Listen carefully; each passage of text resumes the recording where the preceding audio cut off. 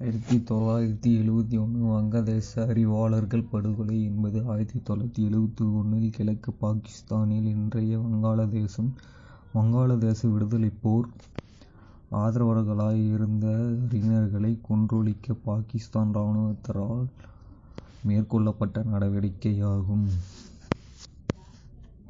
March 25 சர்ச்லைட் நடவடிக்கையின் முதற்கட்ட நடவடிக்கையாக 1971 மார்ச் 25 அன்று இரவு டாக்கா பல்கலைக்கழக ஆசிரியர்கள் பலர் கொல்லப்பட்டனர். கிழக்கு மேற்கு என இரண்டு பிரிவாக பாகிஸ்தான் இருந்தது. மதத்தால் இசுலாமியரான மக்கள் தேசிய இனத்தால் வேறுபட்டிருந்தனர். கிழக்கு பாகிஸ்தானில் வங்காள தேசிய உணர்வு பெருகியது. அந்த நிலையை உருவாக்கியதில் அறிவாளிகளின் பங்கு இருந்தது. முரண்பாடுகள் முற்றியதால் பாகிஸ்தானில் இருந்து பிரிந்து போவதற்காக 1971 போராட்டம் நடந்தது.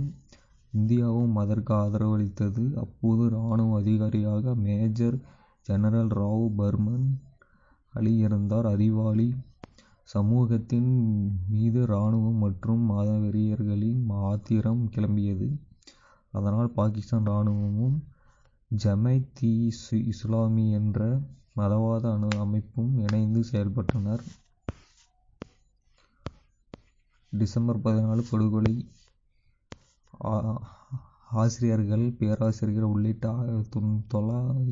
991 கல்வியாளர்கள், 41 டாக்டர்கள், 42 வழக்கறிஞர்கள், 16 கலை இலக்கியவாதிகள், 13 பத்திரிகையாளர்கள் திட்டமிட்டு கைது செய்யப்பட்டு கொல்லப்பட்டனர். 1971 மார்ச் 25 டிசம்பர் 16 இராணுவம் சரணடையும் வரை இது தொடர்ந்தாலும் டிசம்பர் 14 பெருமளவில் நடந்துள்ளது.